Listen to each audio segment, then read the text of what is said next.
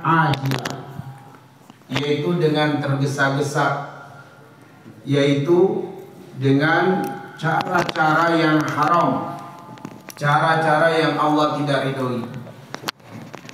Maka yuridul ajilah, maka siapa saja yang menginginkan kesenangan dunia atau kenikmatan dunia tapi dengan cara-cara yang haram, ajalna lahu fiha ma nasya'u liman nuridu, kami kata Allah akan menyegerakan untuknya apa yang dia inginkan itu, kalau yang dia inginkan adalah sesuatu yang telah dijatahkan oleh Allah sebagai bagian dari rezeki hidupnya di dunia. Tsumma ja'alna lahu jahannam, kemudian kami jadikan untuknya neraka jahanam, disiapkan untuknya neraka jahanam. Yaslaha, dia akan masuk ke dalam neraka jahanam itu mazmumam madhura, dalam keadaan tercela, dalam keadaan terusir. Ma'asyiral muslimin wal muslimat, azanillahu wa iyyakum ajmain. Di dalam satu ayat yang mulia ini terdapat pengabaran sekaligus peringatan. Pengabaran dan juga peringatan. Pengabaran yang terdapat di dalam ayat ini ada dua. Pengabaran yang pertama, bahwa rezeki bisa dijemput dengan cara yang haram. Dan tentu hal ini menjadi ujian bagi orang yang beriman kepada Allah, sebab rezeki atau kesenangan dunia bukan hanya dapat dijemput dengan cara yang halal, tapi juga dengan cara yang haram. Apa itu kesenangan dunia? Kesenangan dunia paling tidak disebutkan di dalam surah Ali Imran ayat yang ke-14 ada 6.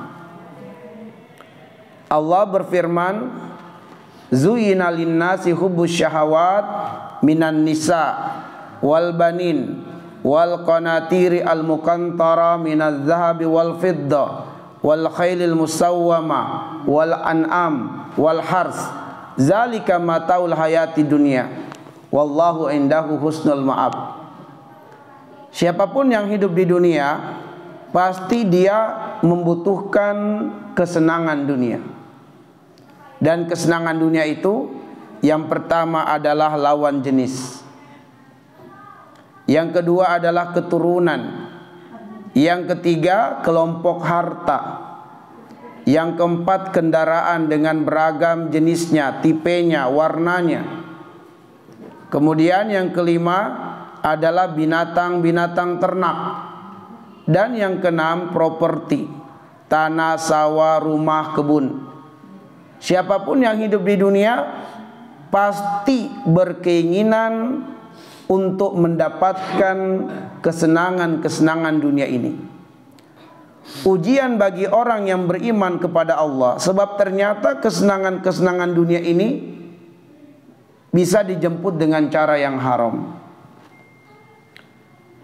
Ada di antara seseorang yang akhirnya berhasil memiliki rumah dan juga kendaraan, tapi akadnya riba. Akadnya riba. Dia dapatkan rezeki rumah, dia dapatkan rezeki kendaraan, tapi melalui akad riba.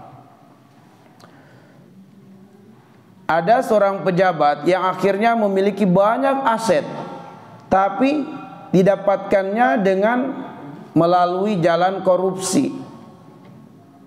Aset-aset yang banyak yang dia miliki ternyata cara mendapatkannya dengan haram. Ada yang dengan riswah, sogok menyogok, dan berbagai cara haram lainnya. Ada sejumlah pedagang mendapatkan keuntungan 2 kali lipat dari bulan-bulan sebelumnya, tapi dengan cara melalui kecurangan di dalam takarannya, dalam timbangannya, atau melakukan tadlis, menutupi cacat pada barang yang dijual. Betul mereka mendapatkan kesenangan dunia, rezeki dunia, tapi cara yang mereka lakukan haram. Ada yang mendapatkan rezeki kesembuhan dari sakit menahun, tapi dengan mendatangi perdukunan. Betul, dia akhirnya sembuh dari sakitnya yang menahun, tapi dia mesti mendatangi dukun. Ada seseorang yang kemudian mampu memprediksi masa depan karena percaya dengan tukang ramal. Akhirnya dia merasa bisa berhasil untuk menyongsong kesuksesannya di masa depan karena mengikuti rambu-rambu yang telah disampaikan oleh tukang ramal. Maka ini adalah diantara sejumlah contoh-contoh di masyarakat kita di mana mereka mendapatkan rezekinya, tapi cara-caranya adalah haram, tidak diridhoi oleh Allah Subhanahu wa taala. Semua cara-cara yang haram menjemput rezeki, inilah yang disebut dengan al-ajilah. Sehingga Allah mengatakan, man kana yuridul ajilah. Siapa saja yang menginginkan kesenangan dunia dengan tergesa-gesa, dengan jalan pintas, dengan jalan yang haram. Ajalna lahu fiha ma nasya'u liman nuridu. Pengabaran yang kedua, selain pengabaran yang pertama rezeki bisa dijemput dengan cara yang haram, pengabaran yang kedua bahwa cara-cara yang haram dalam mencari rezeki, dalam menjemput rezeki, ternyata tidak mendatangkan rezeki yang baru. Cara-cara yang haram untuk mendapatkan rezeki tidak mendatangkan rezeki yang baru, melainkan yang dia dapatkan dari cara-cara yang haram itu adalah rezeki yang memang dijatahkan oleh Allah sebagai rezeki hidupnya di dunia. Karena sudah dijatahkan oleh Allah, maka tidak mungkin dia meninggalkan dunia ini kecuali dia mendapatkan apa yang Allah sudah jatahkan dari rezeki hidupnya di dunia. Sehingga rezeki yang Allah sudah jatahkan padanya hidup di dunia ini, dia bisa mendapatkannya dengan cara yang halal dan juga dengan cara yang haram. Andaikan dia bersabar, dia akan dapatkan rezekinya itu dengan cara yang halal.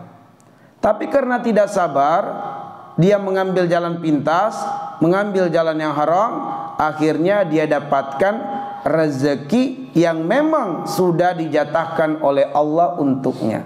Maka Allah mengatakan ajalna lahu fiha ma nasya'u liman nuridu. Kami segerakan kepadanya yang mungkin andaikan dia bersabar, dia akan dapatkan rezeki itu pada waktu yang Allah tetapkan dengan cara yang Allah ridhoi. Tapi karena dia menjemputnya dengan cara haram, kami segerakan, kata Allah, karena dia mengambil jalan pintas, kami segerakan rezeki yang telah ditakdirkan Allah untuk seseorang yang memang telah ditakdirkan Allah dengan rezeki itu. Ajalna lahu fiha ma nasya'u liman nurid. Inilah pengabaran dari Allah Subhanahu wa taala bahwa rezeki sebagai ujian bagi orang yang beriman bisa dijemput dengan cara yang haram. Dan yang kedua, bahwa cara-cara yang haram itu tidak mendatangkan rezeki yang baru, melainkan yang sampai kepadanya adalah rezeki yang memang telah dijatahkan oleh Allah untuknya. Yang sekiranya dia bersabar, dia pasti akan mendapatkan apa yang dia inginkan itu dengan cara yang halal, dengan cara yang Allah ridhoi. Kemudian terdapat peringatan di dalam ayat ini, dan peringatannya sangat keras. Allah berfirman seraya menegaskannya, summa ja'alna lahu jahannam yaslaha mazmuman madhura.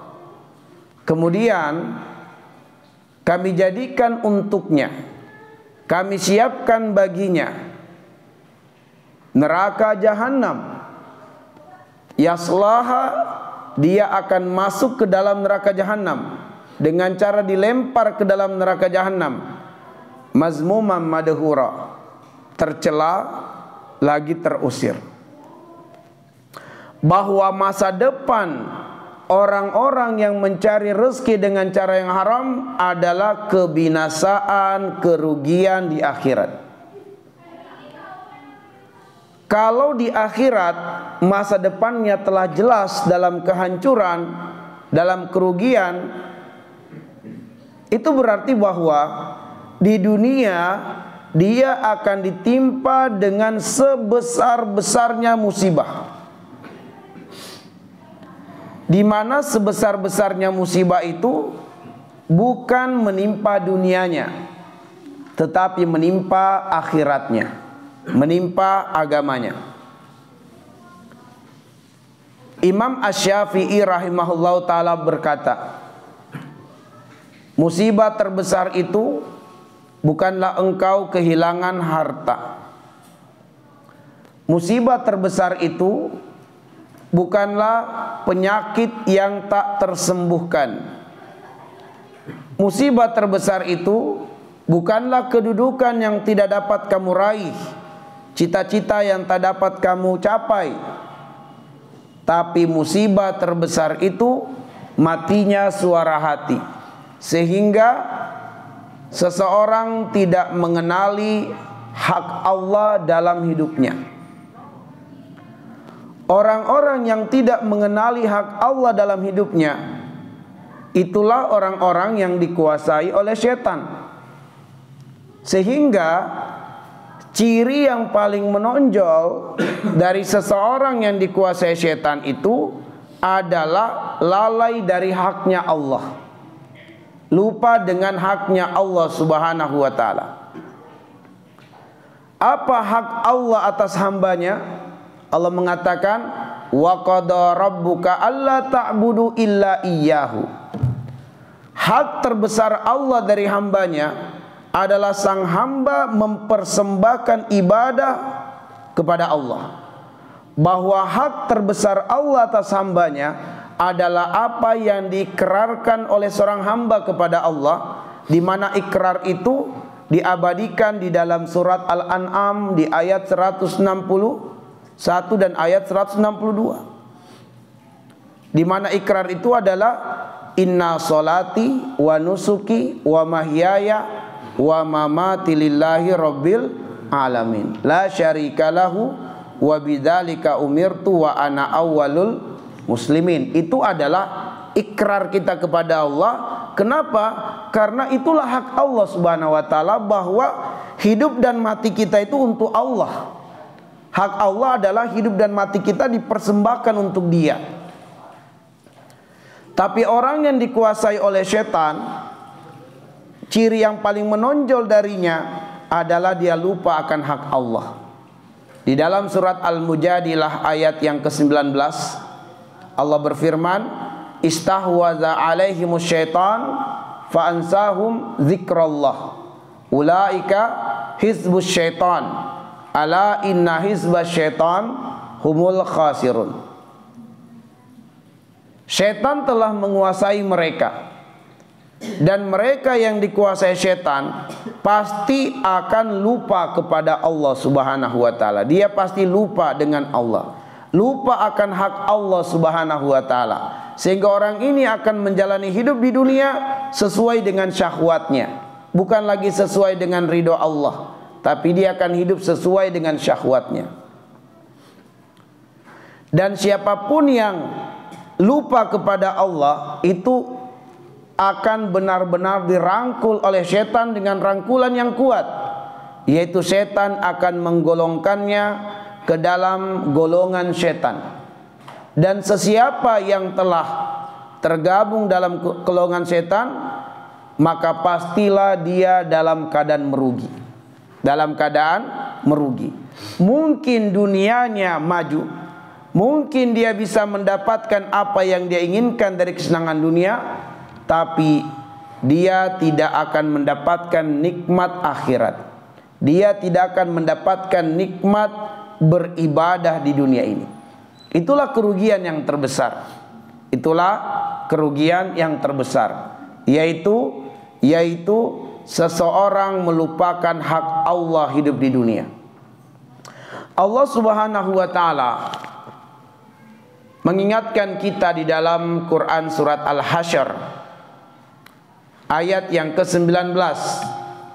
Wala takunu kalladzina nasullaha fa ansahum anfusahum ulaika humul fasikun.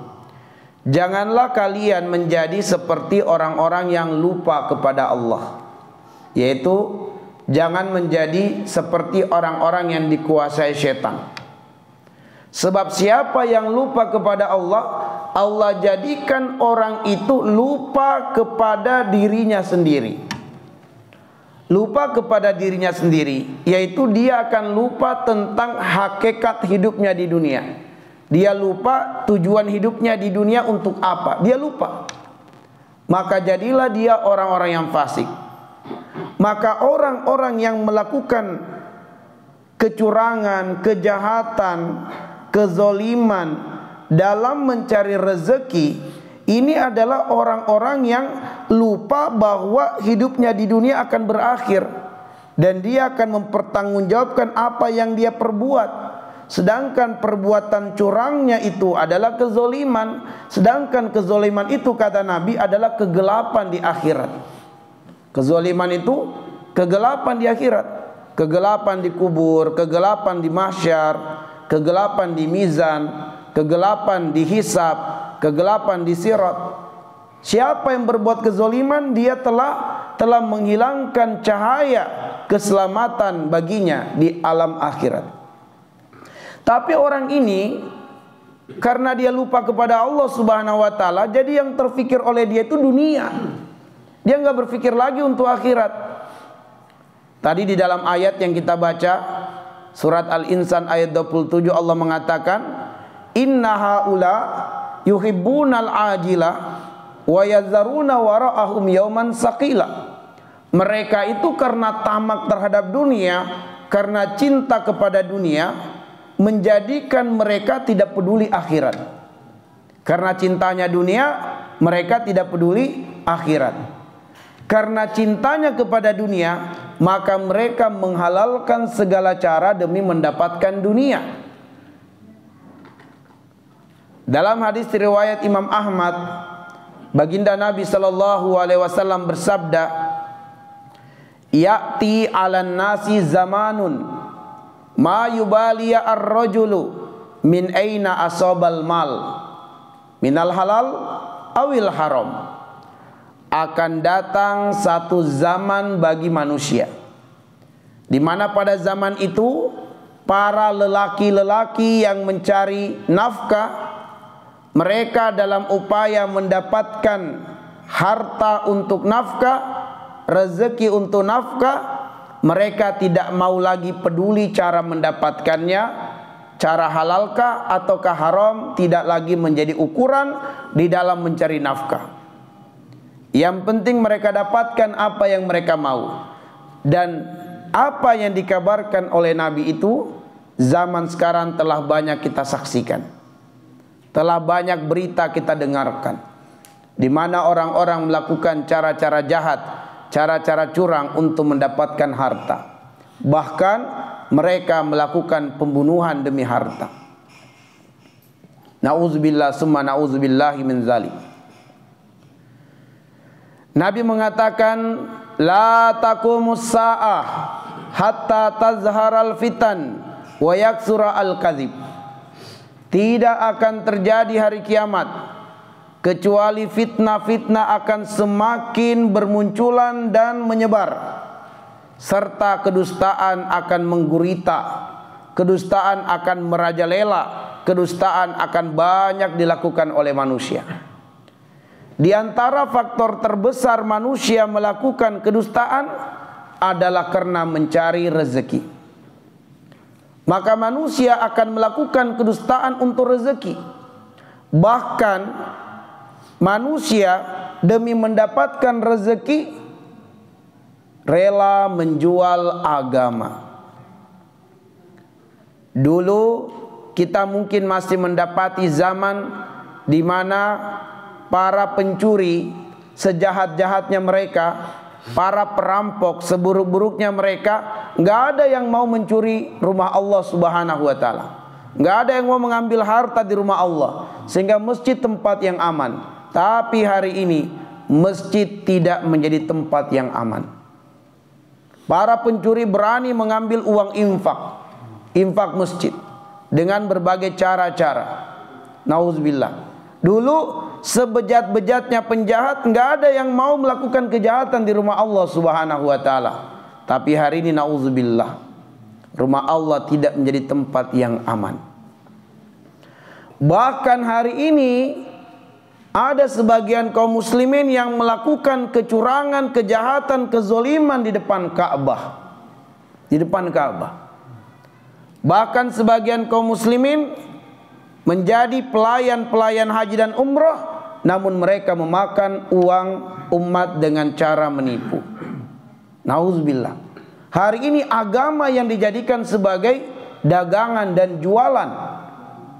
Agama yang dijadikan sebagai modus penipuan. Kalau perkara-perkara dunia yang dijadikan sebagai alasan modus penipuan, ya itu adalah kezaliman, tapi masih lebih ringan dibandingkan kalau kemudian agama yang dijadikan sebagai objek penipuan, kedustaan, kecurangan dan kemaksiatan. Nauzubillah. Maka ma'asyiral muslimin azani Allahu wa iyyakum, fenomena manusia mencari rezeki dengan cara-cara yang haram telah banyak kita saksikan saat ini. Ya. Dan ini menunjukkan umur dunia semakin sedikit. Ma'asyiral muslimin azani Allahu wa iyyakum ajmain, bahwa siapapun yang mencari rezeki dengan cara yang haram, dia akan tertimpa dengan musibah yang sangat besar di dunia ini. Dan musibah terbesar itu sebagaimana yang kami sampaikan barusan adalah musibah yang menimpa agamanya. Mungkin dia tetap terlihat kaya, sukses dunia, tapi dia dalam keadaan jauh dari agama. Itulah musibah terbesar. Baginda Nabi sallallahu alaihi wasallam mengajarkan kita doa, Allahumma la taj'al musibatana fi dinina wala taj'alid dunya akbar hammina. Ya Allah, janganlah engkau jadikan musibah di dunia itu adalah yang menimpa agama kami, dan janganlah engkau jadikan dunia sebagai sebesar-besar cita-cita dan tujuan kami. Nabi mengajari kita seperti itu. Tapi hari ini banyak orang yang membiarkan musibah itu menimpa agamanya. Yang penting dunianya aman dan selamat. Banyak orang yang hari ini menjadikan dunia sebagai tujuannya dan cita-cita terbesarnya. Buktinya mereka menghalalkan segala cara demi mendapatkan dunia. Allah berfirman, kalla bal tuhibbunal ajila wa tazarunal akhirah. Bukan syariat ini yang berat, bukan syariat ini yang sulit, bukan rezeki dengan cara yang halal yang susah didapatkan, bukan. Tapi kecintaan dan ketamakan kalian terhadap dunia yang membuat kalian tidak peduli dengan nasib di akhirat nanti. Ma'asyiral muslimin, maka kerugian yang ingin kami sampaikan adalah kerugian yang menimpa agama. Apa kerugian yang menimpa agama bagi orang-orang yang mencari rezeki dengan cara yang haram? Yang pertama, ma'asyiral muslimin, sesiapa yang mencari rezeki dengan cara yang haram, lalu rezeki yang didapatkannya itu menjadi makanan dan minuman yang masuk ke dalam tubuhnya, maka kerugian yang pertama, musibah yang pertama menimpa dirinya, tercabutnya kekuatan beribadah kepada Allah, melemahnya tubuh untuk beribadah kepada Allah. Dalilnya atau dasarnya disebutkan oleh para mufassir adalah firman Allah Subhanahu wa taala di dalam Quran surah Al-Mu'minun di ayat yang ke-51.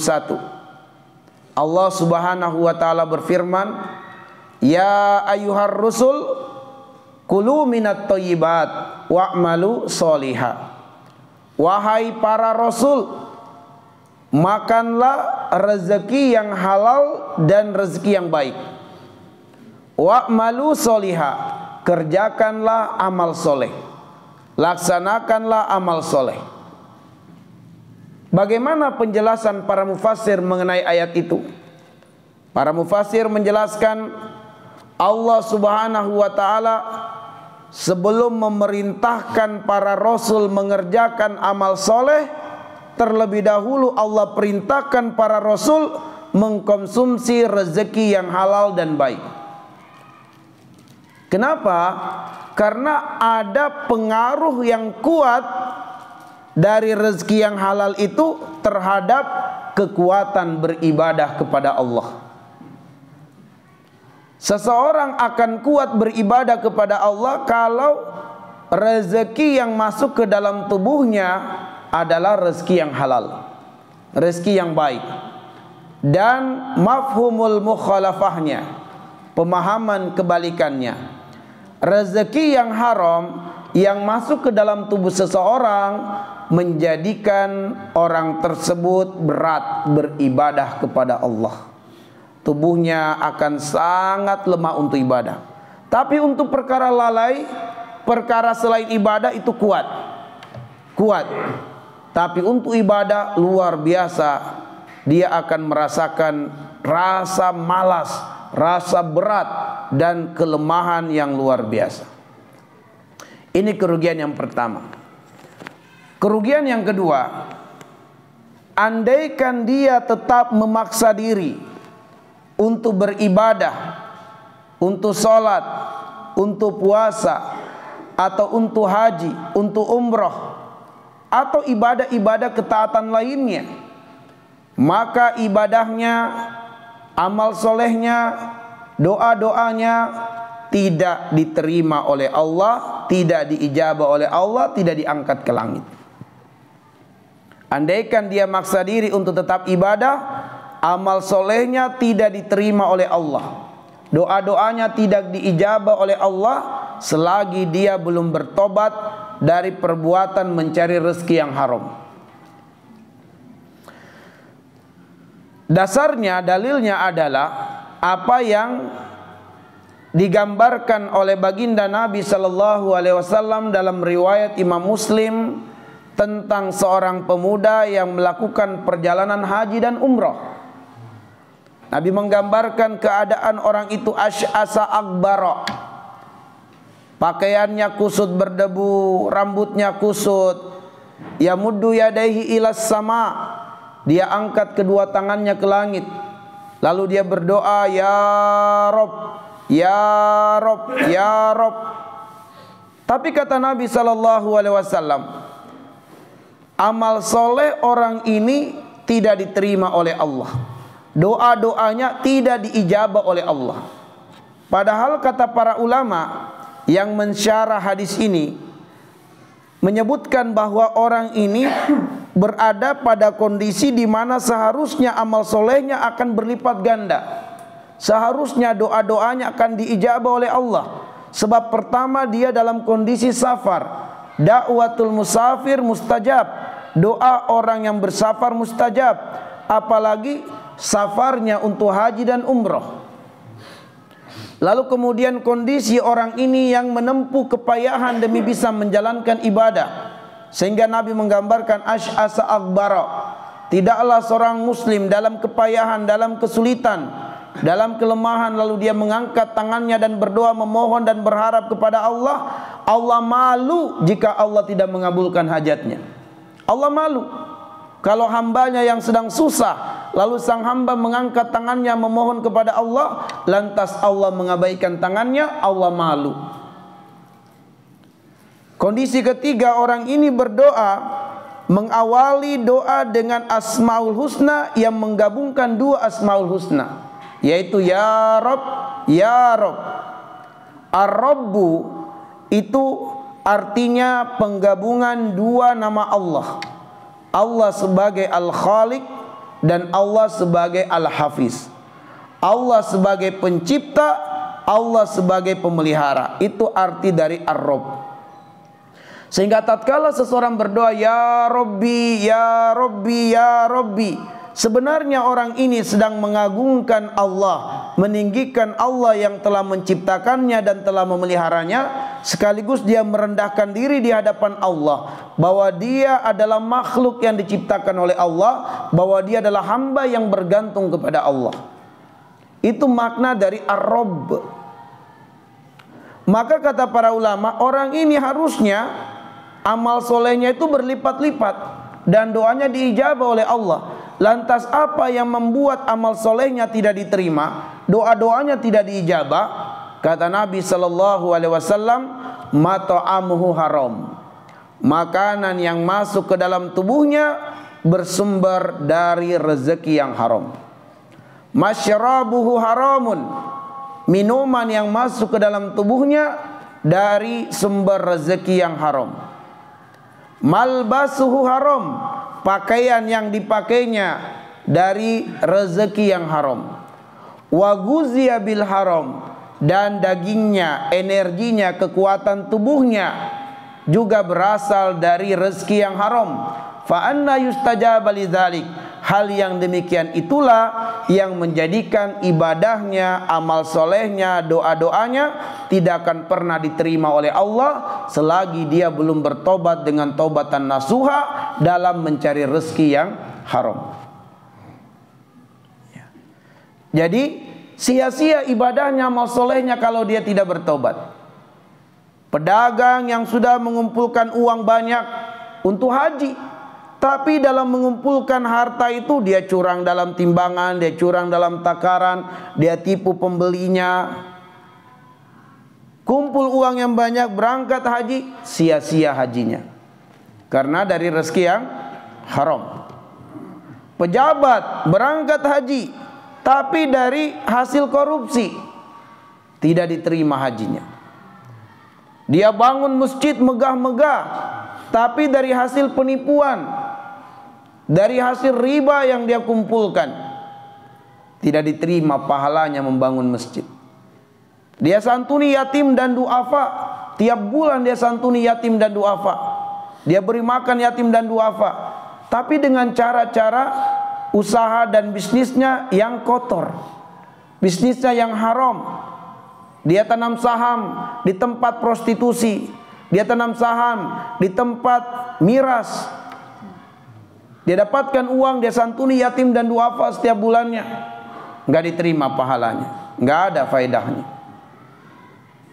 Maka ma'asyiral muslimin azani Allah wa iyyakum ajmain.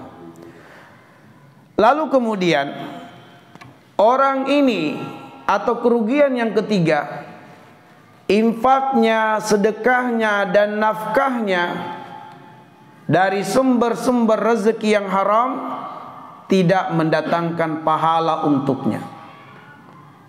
Baginda Nabi bersabda, innallaha thayyib wa la yaqbal illa thayyib.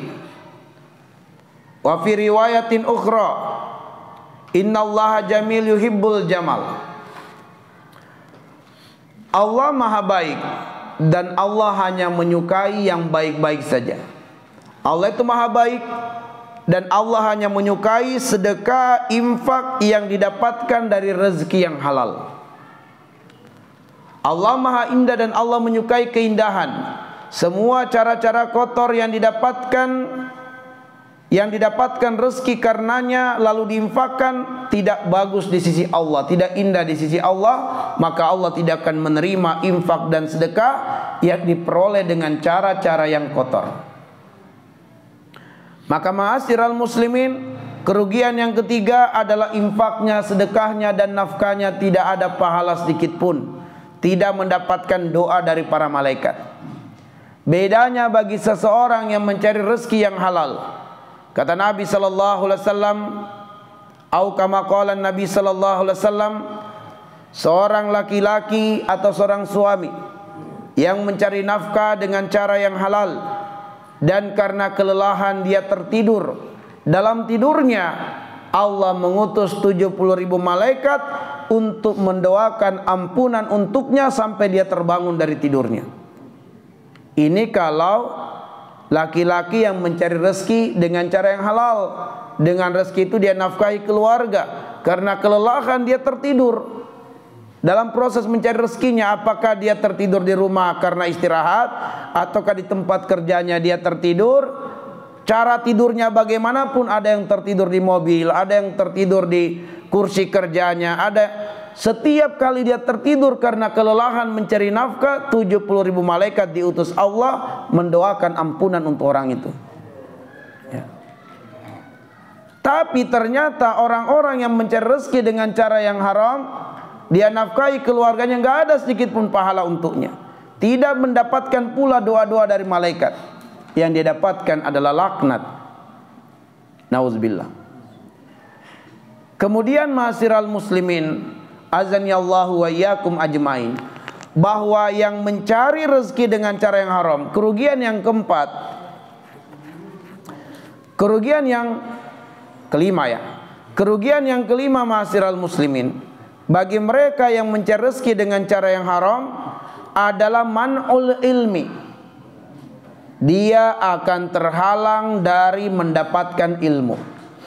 Makanya kata Ibnu Qayyim Al-Jauziyah dalam kitabnya Ad-Da'u wad-Dawa, penyakit dan obatnya, beliau memberitahukan bagi sesiapa yang selalu diserang dengan rasa kantuk berat dan mendalam di setiap majelis-majelis ilmu, bukan karena kelelahan, bukan karena kekurangan tidur, bahkan mungkin kebanyakan tidur, tapi setiap kali bermajelis ilmu, setiap kali dia mendengarkan ilmu, selalu diserang dengan rasa kantuk yang berat dan mendalam, maka itu adalah ciri dan tanda masih ada dosa dan maksiat yang dia perbuat. Di antaranya adalah masih ada rezeki haram yang dia usahakan. Kenapa? Karena kata beliau, di antara dampak besar, kerugian besar yang dihasilkan dari seseorang yang melakukan kecurangan, kejahatan dan kemaksiatan adalah man'ul ilmi, terhalangnya ilmu. Jadi kalau kemudian selalu dihantui, diserang dengan rasa kantuk yang berat dan mendalam di setiap majelis ilmu, bukan karena kelelahan dan bukan karena kekurangan tidur, curigailah bahwa boleh jadi ada dosa yang kita perbuat. Supaya kita muhasabah. Kenapa ya Pak Ustadz, saya setiap kali majelis ilmu pasti kedua kelopak mata saya ini bagaikan ada gunung bergelantungan, terasa berat, seolah-olah perkataan Ustadz itu pengantar tidur. Maka muhasabahlah, introspeksi dirilah, periksa dirinya, ingat-ingat ada nggak rezeki yang kita masih cari dengan cara yang haram dan kita belum bertobat. Sebab itulah dampaknya man'ul ilmi akan menjadi penghalang masuknya ilmu. Dan kerugian besar yang lainnya yang terakhir ingin kami sampaikan adalah kata Nabi sallallahu alaihi wasallam, "Allahmu nabata min sukhtin fannaru aula bihi." Daging yang tumbuh dari rezeki yang haram akan mendapatkan murka Allah dan dihalalkan tubuhnya api neraka. Allahmu nabata min sukhtin fannaru aula bihi. Laham itu daging. Daging yang tumbuh, daging yang besar, daging yang mendapatkan energi dari rezeki yang haram, rezeki yang Allah tidak ridhoi, rezeki yang Allah murkai. Fannaru aula bihi, maka daging itu halal api neraka. Makanan ini akan masuk ke dalam tubuh dan akan menyebar dari ujung kaki sampai ujung kepala. Itu berarti semua tubuhnya halal api neraka. Itulah yang dimaksudkan dalam ayat tsumma ja'alna lahu jahannam yaslaha mazmuman madhura, yaitu bagi mereka yang tidak berhenti dari mencari rezeki yang haram, mereka meninggal dunia dalam keadaan tidak bertobat dari rezeki yang haram, maka disiapkan neraka jahanam dan dia halal tubuhnya ditelan, dimakan, disiksa oleh api neraka. Nauzubillah summa nauzubillah min zalik. Ma'asyiral muslimin azani Allah wa iyyakum. Surah Al-Isra ayat 18 ini memberikan kepada kita pelajaran, pendidikan serta petunjuk hidup tentang pengabaran dan juga peringatan. Inilah perkataan Allah, inilah perkataan Al-Quran. Kita kaitkan dengan surat Az-Zumar ayat 18. Allah berfirman, alladzina yastami'unal qawla fayattabi'una ahsana ulaika hadahumullah wa ulaika hum ulul albab. Orang-orang yang mendengarkan banyak perkataan, tapi dia memilih mengikuti perkataan yang terbaik. Apa perkataan yang terbaik itu? Perkataan Allah, perkataan Al-Quran, itu perkataan terbaik. Fa inna asdaqal hadisi kitabullah. Sebaik-baik perkataan adalah perkataan Allah, yaitu Al-Quran. Orang-orang yang mendengarkan perkataan, tapi dia memilih mengikuti perkataan yang terbaik. Perkataan yang terbaik itu adalah Al-Quran. Maka siapa yang mengikuti petunjuk Al-Quran, ulaika hadahumullah. Mereka itulah orang-orang yang diberi hidayah oleh Allah. Hidayah itu adalah seutama-utama doa, seutama-utama permintaan dari seorang hamba kepada Allah Subhanahu wa taala. Seagung-agungnya doa adalah doa meminta hidayah. Kenapa? Sebab doa meminta hidayah adalah doa yang pertama yang Allah ajarkan di dalam Al-Quran, yaitu di surat Al-Fatihah. Dan surat Al-Fatihah merupakan ummul kitab, induk Al-Quran. Doa pertama yang Allah ajarkan di dalam surat Al-Fatihah adalah doa meminta hidayah. Ihdinas siratal mustaqim. Ya Allah, berikanlah aku hidayah untuk berada di atas jalan yang lurus. Jalan yang lurus itu adalah jalan yang disebutkan di dalam surat Asy-Syura ayat 53. Siratillahilladzi lahu ma fis samawati wa ma fil ard. Ala ilallahi tasirul umur. Jalan yang lurus adalah jalannya Allah, dan Allah penguasa alam jagat raya ini, dan segala urusan kembali kepada Allah. Kita selalu berdoa tidak kurang 17 kali setiap hari. Bahkan anak TK pun telah hafal doa ini. Ihdinas siratal mustaqim. Ma'asyiral muslimin, apakah kita jujur dengan doa ini? Apakah kita serius dengan doa ini? Jika kita serius dengan doa ini, kita jujur dengan doa ini, maka layakkan dan pantaskan diri kita berada di atas jalan hidayah. Dan di antara orang-orang yang diberi hidayah oleh Allah itu, ulaika hadahumullah, mereka lah yang benar-benar diberi hidayah oleh Allah. Siapa mereka? Yang mengikuti petunjuk Al-Quran. Dan orang yang mengikuti petunjuk Al-Quran diantaranya adalah yang mencari rezeki dengan cara yang halal. Maka mereka yang mencari rezeki masih dengan cara yang haram, mereka adalah orang-orang yang mengingkari doanya sendiri. Mereka adalah orang-orang yang jauh dari hidayah Allah. Tapi mereka yang bersabar mencari rezeki dengan cara yang halal, maka merekalah yang berada di atas jalan hidayah. Ulaika hadahumullah wa ulaika hum ulul albab. Dan merekalah orang-orang yang berakal. Sehingga ma'asyiral muslimin wal muslimat, baginda Nabi sallallahu alaihi wasallam mengatakan, kasbul halal faridatun ala kulli muslim. Mencari rezeki yang halal wajib hukumnya bagi setiap muslim. Maka kita sebagai kaum lelaki yang di pundak kita lah kewajiban mencari nafkah, maka hendaknya kita bersungguh-sungguh dalam mencari rezeki yang halal. Kita memohon kepada Allah agar Allah cukupkan kita dengan rezeki yang halal, Allah kayakan kita dari usaha-usaha yang halal, dan Allah banyakkan harta kita melalui cara-cara yang halal. Dan para ummahat, para istri untuk kemudian mendukung suaminya, menguatkan suaminya mencari rezeki yang halal. Dan jangan lupa untuk pesan kepada para suami setiap kali akan keluar untuk mencari nafkah, katakanlah, wahai suamiku, carikanlah untuk kami rezeki yang halal. Rezeki yang halal lebih kami cintai meskipun sedikit daripada rezeki yang banyak namun tidak halal.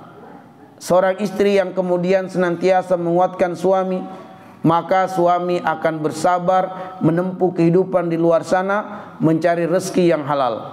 Tapi kalau istri terlalu banyak tuntutan-tuntutan kepada suami, inilah yang menjadikan suami demi memenuhi kepentingan dan kebutuhan keluarga, dia akan mencari rezeki yang haram. Kenapa? Karena tuntutan-tuntutan rumah tangga. Karena itu, wahai para istri, bantu suami, dukung suami dalam mencari rezeki yang halal. Meskipun istri dan anak ketika diberikan rezeki yang halal, diberikan nafkah yang dari sumber yang haram oleh suami, istri anak tidak berdosa. Istri anak tetap halal mendapatkan itu. Namun keberkahannya tercabut. Keberkahannya tercabut. Istri anak tidak berdosa dan halal mereka mengkonsumsi rezeki yang dinafkahkan oleh suami kepadanya, yang dinafkahkan oleh orang tua kepadanya, tetapi keberkahannya dicabut oleh Allah Subhanahu wa taala. Nas'alullah ayyaj'alana minal ladzina yastami'una al-qaula wa yattabi'una ahsana. Subhanakallahumma wa bihamdik asyhadu an la ilaha illa anta astaghfiruka wa atubu ilaik. Assalamualaikum warahmatullahi wabarakatuh. Waalaikumsalam. Jika ada hal-hal yang ingin didiskusikan, diseringkan, ditanyakan, falaihi yatafaddal maskura majura. Dipersilahkan. Ya, tafadhal, Pak. Boleh nggak kita membandingkan dosa kecil dengan dosa besar? Kita boleh memilih nggak gitu? Misalnya daripada saya berzina, mendingan saya berorani. Daripada saya mencuri motor, lebih baik saya riba mencicil motor gitu untuk mencari nafkah. Itu boleh nggak kita berpikir kayak gitu? Baik. Nah, para ulama mengatakan janganlah engkau melihat dosa itu besar atau kecil, tapi lihatlah kepada siapa engkau bermaksiat. Engkau sedang bermaksiat kepada Allah yang telah memberikan kenikmatan besar kepadamu. Itulah kenapa pada pengajian yang lalu telah kita angkat surat Al-Adiyat, di mana Allah di 5 ayat pertama menyindir kita dengan memuji-muji kuda perang yang teramat pandai berbalas jasa kepada majikan yang mengurusnya dan merawatnya. Bahkan puncaknya, kuda itu siap mengorbankan nyawa karena majikan di pundaknya. Fawasatu nabihi jama'ah. Tapi di ayat yang ke-6 langsung Allah sindir manusia. Innal insana li rabbihi lakanud.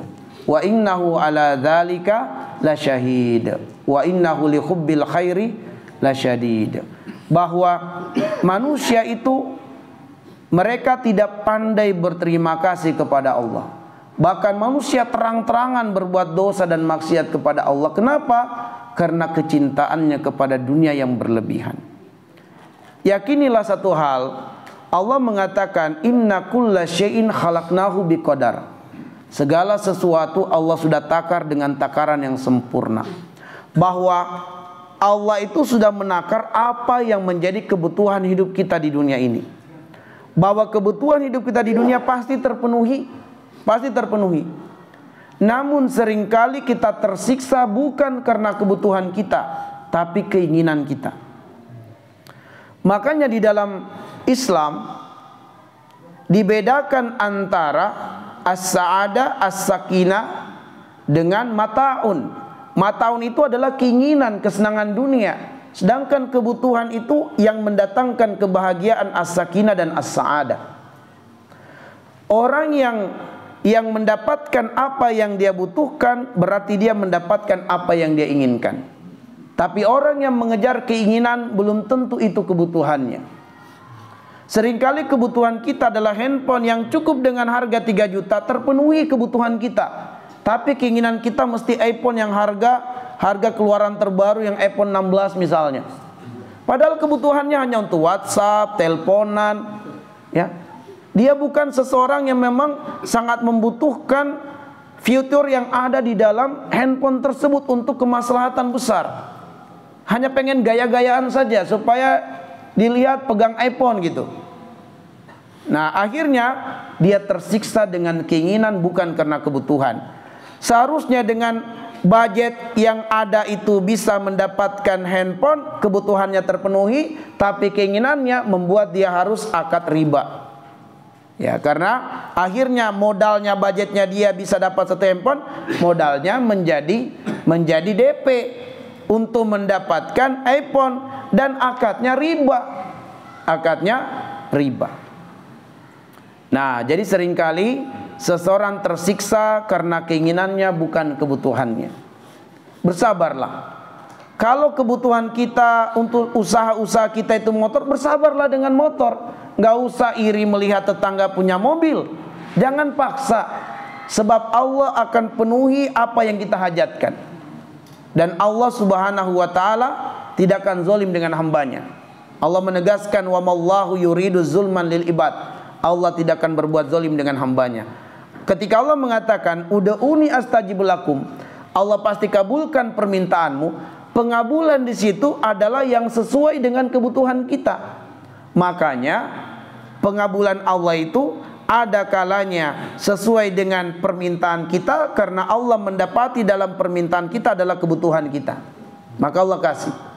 Tapi ada kalanya yang kita minta bukan itu yang kita butuhkan, atau kebutuhan kita lebih besar daripada yang kita minta. Ternyata kebutuhan kita adalah selamat dari musibah, maka Allah nggak ngasih apa yang kita minta. Allah selamatkan kita dari musibah, sebab selamatnya kita dari musibah adalah lebih besar kebutuhan kita daripada keinginan kita.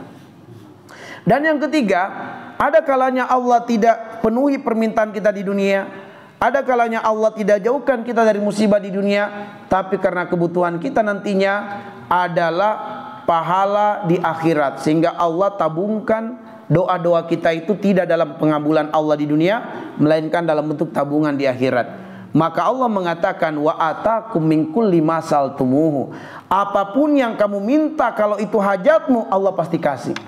Jangankan yang kamu minta, yang tidak kamu minta tapi itu adalah kebutuhanmu, namun engkau luput dan lupa memintanya, Allah kasih karena kebutuhanmu. Siapa dari kita yang tidak butuh kelopak matanya berkedip-kedip? Pernah nggak secara khusus kita minta kepada Allah? Jujur, dari kita balik sampai sekarang, ada yang secara khusus minta kepada Allah, ya Allah, jadikanlah, setiap hari dia berdoa, ya Allah, jadikanlah kelopak mataku normal dalam kedapan-kedipannya. Ada yang secara khusus meminta kepada Allah? Siapa yang tidak butuh matanya berkedap-kedip kelopak matanya? Bayangkan kalau kelopak mata tidak berkedip, perih.